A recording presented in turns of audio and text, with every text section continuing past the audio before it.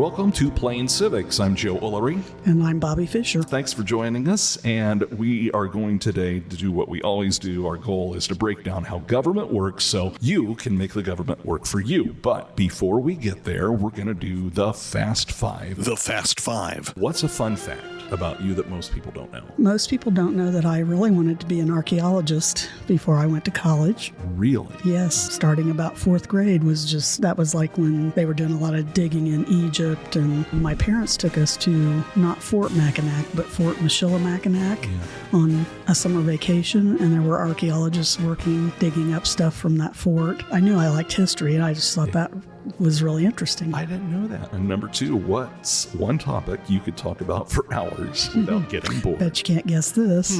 What do you think? American history, especially like colonial times, Revolutionary War, Constitution to Civil War. All right. What made you interested in being part of this podcast? Well, actually, my son and I had discussed doing a podcast, but we lacked the equipment and the know-how to get started. So we'd talk about it and it would just kind of die. And then when you called me, I was like, yes. Because I knew you had the equipment and the expertise. But my hope is that listeners can learn something they didn't already know, or maybe be prompted to remember something that they had learned about civics and history. And hopefully they'll like our banter back and forth and how we giggle and stuff sometimes. Number four, if you could have a conversation with any historical figure, who would it be and why? Bet you can't guess who. I'm going to guess Abraham Lincoln. That's right. And the why is he and I share really a lot in common. He loved to read, and so do I. Both love to learn. We both suffered from what they called back then melancholy, but now we call it depression, and try to live with that. And we both have a deep love for this country. What's one piece of advice or a life lesson that's shaped the way you think? I think the biggest thing, and I really had to think about this, is don't think it can't happen to you. Until it does. Until it does. Yeah. It's hard to watch things play out when you think, oh, well, that doesn't affect me, until it does. Right. Those are great Kind of like, answers. my kid would never do that. Right. Not my kid. Not my kid. Fast Five. Thank you. So our pop quiz question at the end of the last episode asked, what did the Declaration of Independence do, or what was its purpose? And there's so much confusion that comes in when people start trying to parse out the documents and the Constitution. There is often a ton of confusion surrounding the document, the Declaration of Independence. It is considered to be one of our founding documents. In fact, if you go to the National Archives, they have like the Bill of Rights and the Constitution and the Declaration of Independence as our founding documents. But a lot of people think that the Declaration is a set of laws, and that's just not true. Wrong. It's wrong. That's just not it. So let's kind of take a look at how the Declaration came about. So let's dive in. And now our feature presentation. If you think back in your history, back in the 1770s, the colonies had been around, some of them since 1620, and the British Parliament and King George III were increasingly taking more and more of the colonists' freedoms away from them, which came as quite a shock to some of the colonies because, after all, they had been kind of left alone for over 100 years. They basically had their own, little local governments or colonial governments and hadn't had a lot of input from the king and parliament. You got to remember that transportation was slow, communication was slow, so it kind of made sense they would self-govern and not be dependent on the king and parliament. Along about the 1760s, Britain, the king and parliament, decided they wanted to get more involved again with the colonies. And they started passing a whole series of tax laws and other types of laws to restrict colonial movement or tax them on products that they, of course, a lot of the products, if they didn't make them themselves, they were getting them from British companies. This upset the colonists because, again, they were used to basically surviving on their own with their own little governments, and they didn't like being taxed. So, there was the Tea Act and the Stamp Act, and all of those put taxes or tariffs on products from Britain, like the tea, or if you wanted to send something, you had to pay for this stamp. That was the Stamp Act. Just to put it short, over the course of 10 or 15 years, started becoming more and more upset, and they claimed this wasn't right because they had no representation in Parliament. You've probably heard no taxation without representation. That's where this comes from. So they said since they did not have representation in Parliament, that Parliament should not be taxing them. We have the Stamp Act, the Tea Act, there was the Townsend Acts, which was tariffs on more products, the Intolerable Acts, that was what the colonists called them. They actually, in truth, were known as the Coercive Acts, which makes it sound even worse, but you can see why the colonists would have called them the Intolerable Acts. And, of course, the Boston Tea Party happened in 1773. The Boston Tea Party was the first big act of defiance, yes. They're not going to pay this tax on the tea, and so they, colonists dressed up as Indians and dumped the tea off the boat into Boston Harbor. And they're like, we're not going to buy the tea, and you're not going to make any money off of it. So that was their protest. So this boycott happened. Yeah, so the colonists decided that in 1774, most of the colonies decided to send representatives to Philadelphia this was in September of 1774. They sent delegates to what became known as the First Continental Congress, and this was planned for representatives from the colonies to coordinate some kind of formal response for all of these violations of their liberties by the king and parliament. And so they wrote out a petition and sent it to the king. Of course, remember, I say sent it. It didn't get there overnight. Did it take a stamp? Well, I don't know. Of course, they sent it by boat, so we're talking, a good 6 to 8 weeks in good weather to get across the Atlantic at that time. So they petitioned the king to repeal all of these acts that they had passed.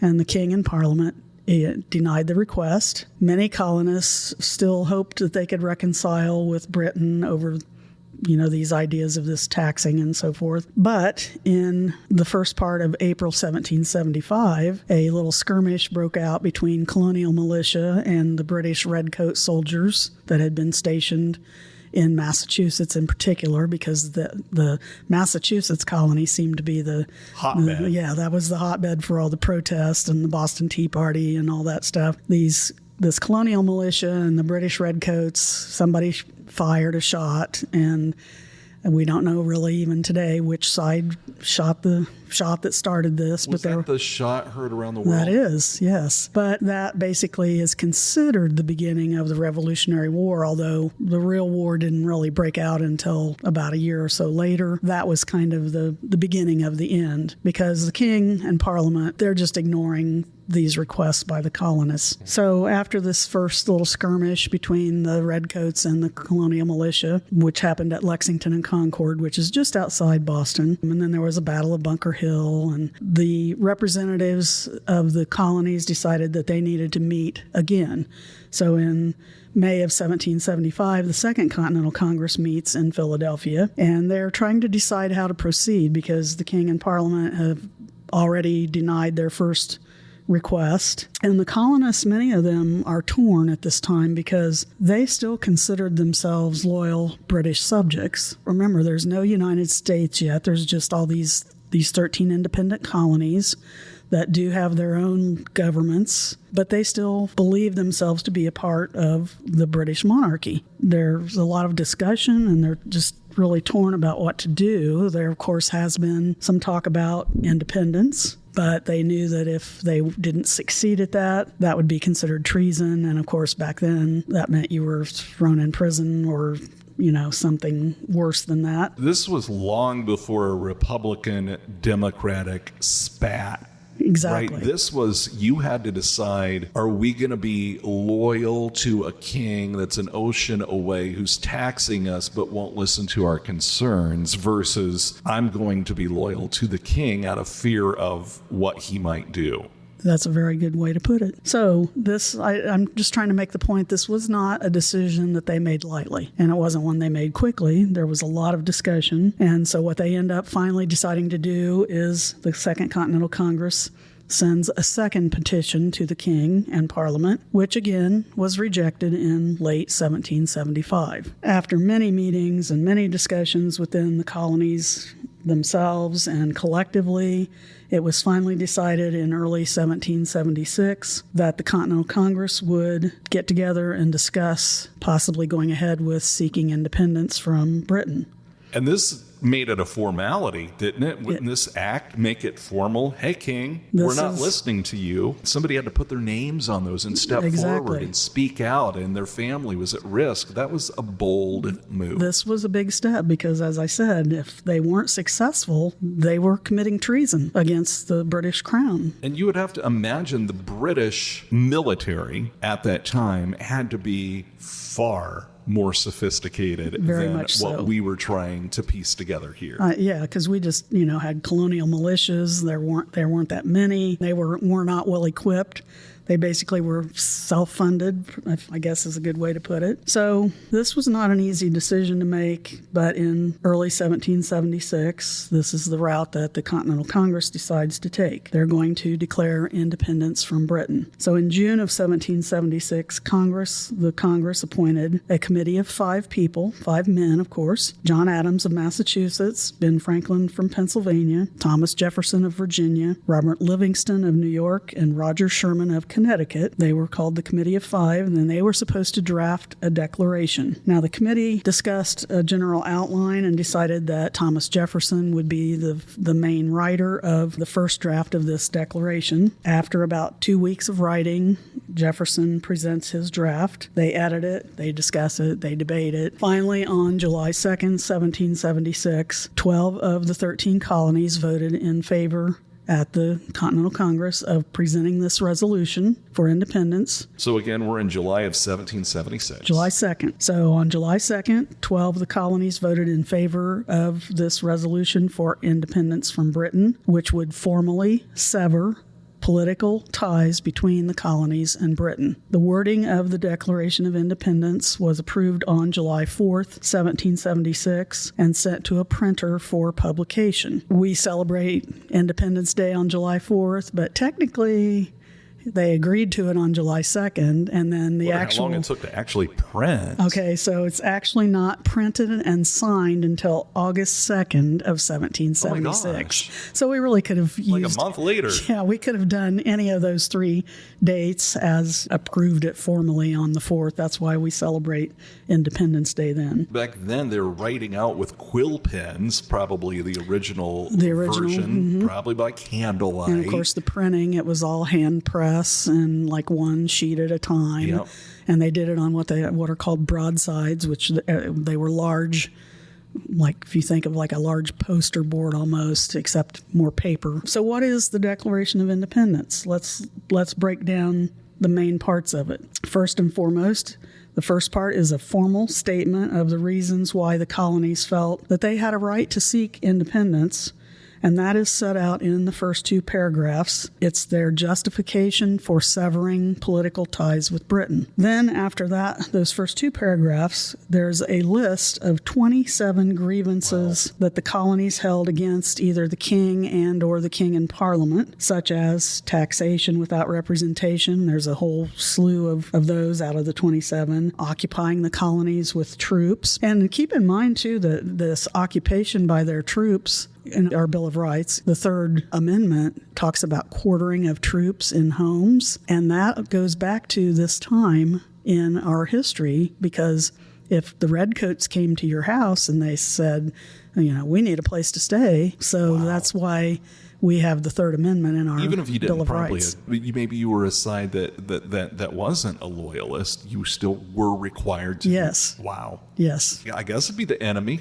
Welcome the enemy into your house, sit them down at your table, feed them, put a bed. And try explaining that to kids. When we'd get to the Third Amendment, the quartering of troops, they're thinking, like cutting them up. It's like, no. No. Your house is known as your living quarters. So I said, you were expected to provide the Redcoats a place to stay, whether you liked it or not. Man. And so that just meant when our Constitution was written, that wasn't put in the original Constitution, but in the Bill of Rights, because our citizens wanted to make sure that we would never have to do that Definitely again. important enough to mention that it Right. made it in that document. Right. So after the list of grievances, then they take a paragraph to reiterate that they had made previous attempts to work out these problems with the king and parliament without success. Did they get a response from the king? They reiterate that they had tried to work out their differences and had been not successful. So then the next part is they officially announce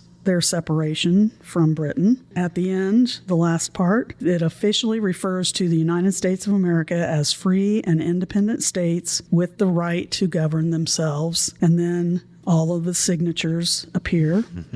And you may have seen copies. One hard to miss. Yeah, the copies of the document. You'll notice that John Hancock's signature is huge at the end of it. He said he did that because he and the king knew each other, because Hancock was a businessman, a trader as Trader, Right. and he knew that the king had really poor eyesight. So he said he signed his name that large to make sure that King George actually could see that he had signed that Well, he document. certainly made history when he did it, because we still say sign your John Hancock. Right. So I assume the king could see that. When we talk about the Declaration, it is not a set of laws, which many people think. It is our statement of separation from England, severing our ties politically and economically and everything with them. I read this and I like it. I like to call it's the breakup letter. It's the breakup letter. That's Dear correct. England.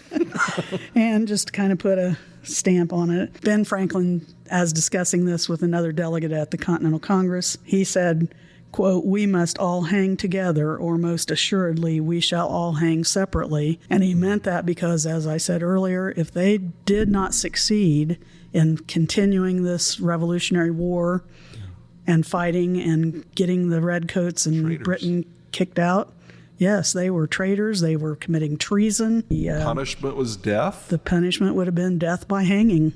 Publicly, for treason. probably. So it sent Yes. a message to a person whispering about the next idea. Right. So this, like I said, we've already fought a couple battles, but that was kind of before this statement of separation. This breakup letter had been done.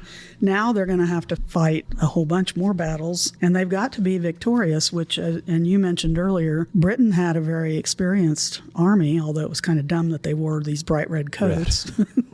But they were experienced and well equipped, and the colonists had their work cut out for them to win this war that eventually ends up lasting until well into 1781. Wow.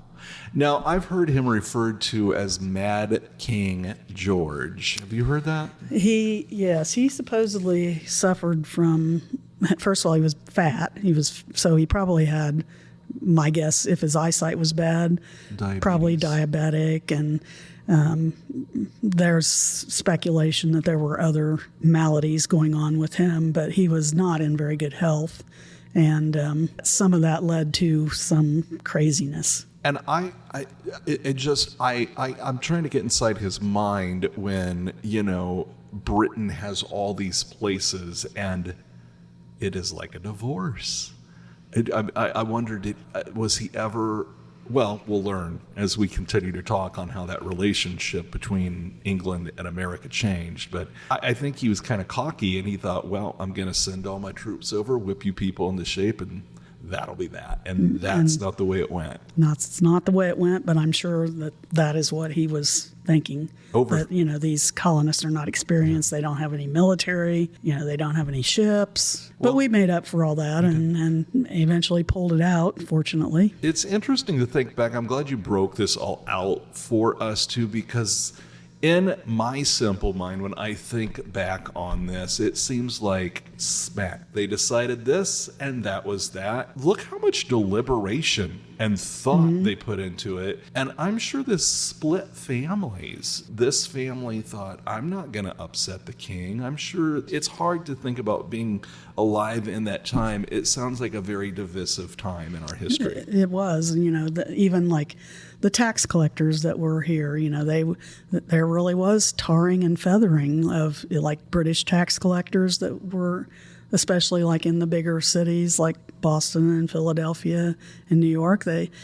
they didn't want to pay these taxes, and they literally would put hot tar on these people and throw feathers on them to stick to them. Man. And hang effigies of like the tax collector in the trees, and then like, celebrate and burn like a bonfire underneath it. And it's a lot of times it's fear that is used. This could happen to you if you don't do this. We control people with the fear of, look what I did to this person. It's like leave the body hanging in the tree even though the person's dead, because the people that pass by will see that and comply. Yes, symbolic. It's very scary.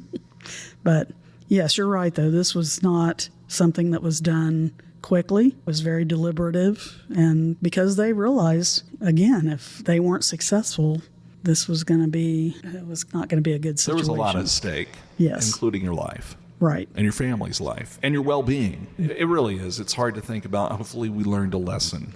Well, and imagine, if they had lost, not only would a lot of these men that signed the document, the declaration, been put to death for treason, so families would have been without fathers. A lot of them were businessmen, and the British taxed them before. They probably would have come back even worse they weren't gonna after lower those taxes. Right. It would have been worse. And like you said earlier, it just always seems like, the Declaration, and our independence, that just, they suddenly decided one day, we're going to do this. Right. But somebody, no. Yeah, write that out in 10 minutes. There was allegiance to the mother country. That's where most of them came, or most of their ancestors came from. And I wonder how folks decided, like, in their family, if they were going to, what were the terms? You were a loyalist or? Patriots and loyalists. So the Patriots were the colonists that wanted independence. The loyalists were loyal to the king. Yes. And eventually the Patriots won. They become the majority. I guess, if we think about it today, if you think of like Canada, maybe. Yesterday, the British Prime Minister was here with the president. I know one of the news people asked in reference to Canada becoming the 51st state if President Trump had approved that with King Charles, because again, there is still connection, although not the same way it was back in the 1700s between the colonies and England, but still Canada is a satellite part of that same government. All right, this was a really good discussion. This was an interesting one for me, and hopefully people now know that the Declaration of Independence was our breakup letter with the King and England. That's correct. So it's not laws. Right. But we're going to talk about laws soon. We will. Pop quiz. Bueller. So last episode's question was, what did the Declaration of Independence do, or what is its purpose? If you answered or thought to yourself, to declare our separation from England or our breakup, that's a good way to put it.